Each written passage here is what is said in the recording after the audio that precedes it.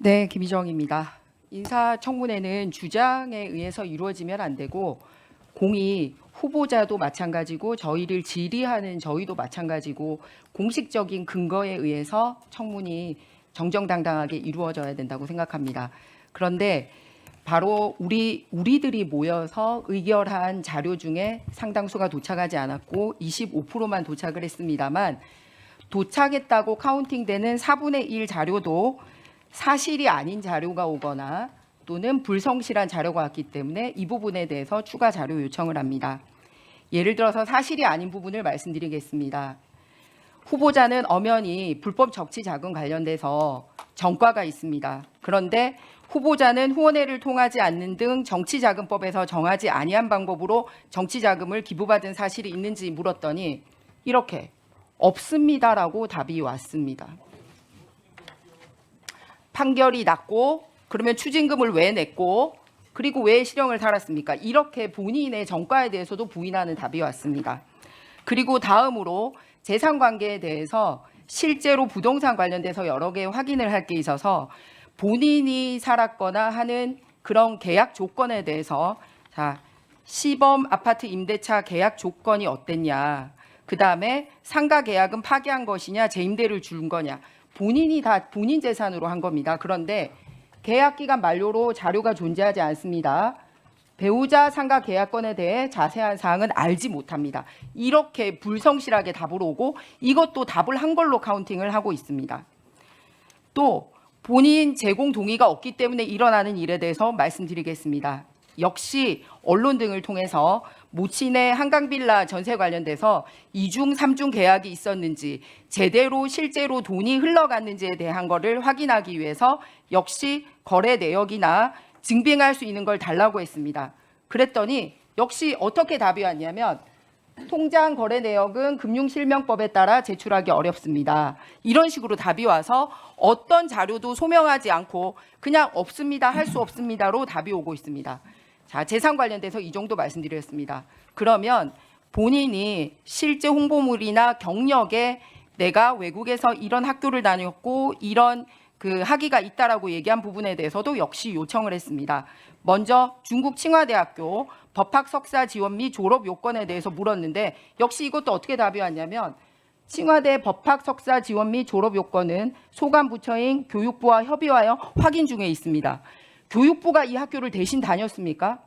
김민석 후보 본인이 다녔을 때 어떤 수업을 들었는지 자기가 들은 수업명과 그거를 제출하면 됩니다. 그런데 이걸 왜 교육부와 합의해서 이렇게 거짓으로? 저는 자녀 유학비 부분에 대해서 최소한의 어떤 유학자금이 송금된 내역은 확인할 수 있도록 후보자에게 요청해 주십사 하는 말씀을 드립니다. 이 자녀 유학비 문제가 불거진 배경을 말씀드리면 신용불량에 빚밖에 없는 상태에서 거의 2억 원의 자금이 드는 유학과 국제고를 보내다 보니까 사실은 일반 국민들이 그런 재산 상태에서는 보내기가 어렵거든요. 근데 후보자 스스로 먼저 해명을 했습니다. 전 배우자가 학비를 전액됐다. 그래서 그 부분은 전 배우자의 자금원이다. 이렇게 얘기를 한 상황이거든요. 근데 오늘 그 이후에 전 배우자 및 아들에 대해서 그 개인정보 동의가 안 돼 있으면 물론이고 한정적으로 코넬대 유학 비용에 한정해서라도 좀 저희가 확인해 달라고 했는데 답변이 왔습니다. 좀 말씀드립니다. 답변이 왔습니다.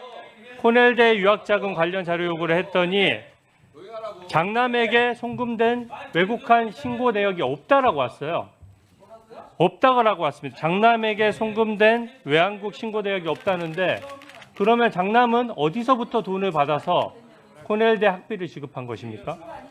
이건 지금 말이 안 되는 거죠. 예. 자, 말씀하세요. 예. 지금 무슨 말 한 거예요? 자, 지금 발언 중이니까 조용히 해주시고, 자, 계속하세요. 제가 계속해도 될까요? 확인해 주십시오. 예. 네, 조용히 간장님 제가 하고 나서 말씀드리면 안 되겠어요? 네. 네. 발언하십시오. 잠깐만요. 아니요. 이 위원장이 회의 진행 중에 있습니다. 야. 네. 자, 추진희 의원님 계속하십시오. 네. 제가 강조해서 말씀드리면 장남에게 송금된 외환국 신고 내역이 없다는 답변이 왔어요. 그러면 그 코넬대 학비랑 생활비는 도대체 어떤 경로로 전달이 된 것입니까? 저희가 자녀 유학을 보낼 때 당연히 외국한 신고 내역이 들어가서 결과적으로는 한국은행에 다 신고하도록 되어 있거든요.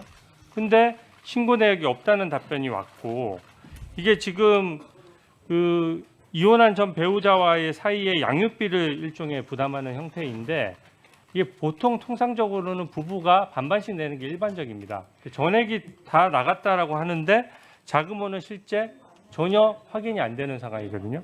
더더군다나 예전에 그 종전 판결에 있어서도 우리 후보자가 강신성 씨로부터 이 유학 비용을 받았던 전력이 있어요. 그래서 이게 지금 제3자가 어떤 유학 자금이 된 것이 아닌지 하는 국민적 의혹이 있는 겁니다.